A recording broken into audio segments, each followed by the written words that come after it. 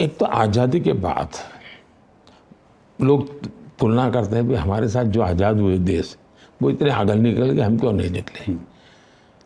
दूसरा, हमने एक पॉवर्टी को वर्च्यू बना लिया। ठीक है यार, चलता है, क्या है। एक बड़ा सोचना, दूर का सोचना, ये शायद हम लोग गुलामी के दबाव में कहो या पता नहीं भारत के लोगों का मन ही नहीं है, इसी मिजाज में हम चलते रहे। और मैं मानता हूँ कि इंफ्रास्ट्रक्चर का दुरुपयोग हमारे देश में बहुत हुआ। इंफ्रास्ट्रक्चर का पहले मतलब ये होता था जितना बड़ा प्रोजेक्ट उतनी ज़्यादा मलाई। तो ये मलाई फैक्टर से इंफ्रास्ट्रक्चर जुड़ गया था, उसके कारण देश तबाह हो गया। और मैंने देखा कि सालों तक ये इंफ्रास्ट्रक्चर या तो कागज़ पे है या तो वहाँ एक पत्थर लगा हुआ है, शिलान्यास हुआ है। जब मैं यहाँ आया तो मैंने प्रगति नाम का एक मेरा रेगुलर प्रोग्राम था, मैं रिव्यू करने लगा और रिव्यू कर करके मैंने उसको गति देने गया।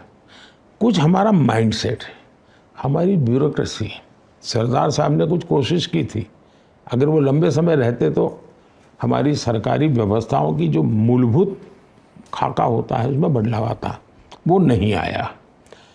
ह्यूमन रिसोर्स डेवलपमेंट को होगा ना, गवर्नमेंट अफसरों का ट्रेनिंग क्या होगा, सरकारी अफसर को पता होना चाहिए कि आखिर उसके लाइफ का पर्पस क्या है। उसका ये तो नहीं कि मेरा प्रमोशन कब होगा और मेरी अच्छा डिपार्टमेंट मुझे कब मिलेगा, यहाँ सीमित नहीं हो सकता है।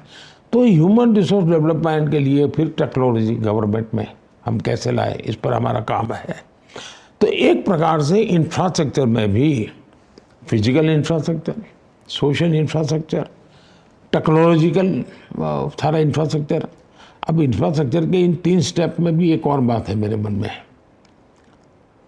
एक तो स्कोप बहुत बड़ा होना चाहिए, टुकड़ों में नहीं होना चाहिए। दूसरा, स्केल बहुत बड़ा होना चाहिए और स्पीड भी उसके अनुसार हो रहे। यानी स्कोप, स्केल एंड स्पीड, उसके साथ स्किल होनी चाहिए जी। ये चारों चीज़ें अगर हम मिला लेते हैं, मैं समझता हूँ कि हम बहुत कुछ अचीव कर लेते हैं। और मेरी कोशिश यही होती है, स्किल भी हो, स्केल भी हो, स्पीड भी हो, और कोई स्कोप जाने नहीं देना चाहिए। ये मेरा कोशिश रहता है।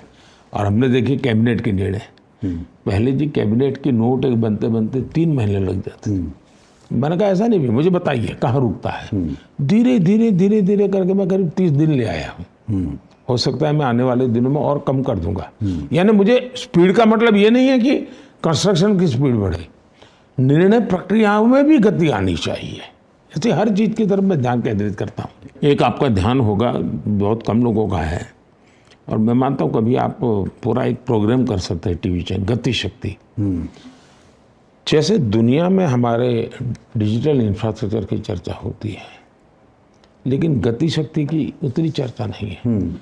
टेक्नोलॉजी का एक अद्भुत उपयोग, स्पेस टेक्नोलॉजी का अद्भुत उपयोग, और पूरे भारत में कहीं पर भी कोई भी इंफ्रास्ट्रक्चर का प्रोजेक्ट करना है, लॉजिस्टिक्स खर्च को कम करना है, लॉजिस्टिक सपोर्ट बढ़ाना है, गति शक्ति एक ऐसा प्लेटफॉर्म हो रहा है। मैंने देखा, मैंने जब पहली बार इसको लॉन्च किया तो राज्यों के चीफ सेक्रेटरी से इतने खुश हो गए कि भाई अब आप हमारी गति शक्ति प्लेटफॉर्म पे जो डेटा है 1600 लेयर्स हैं, आप कोई भी चीज़ डालो तो 1600 लेयर में से वेरीफाई होकर के आता है कि यहाँ कर सकते हैं, नहीं कर सकते।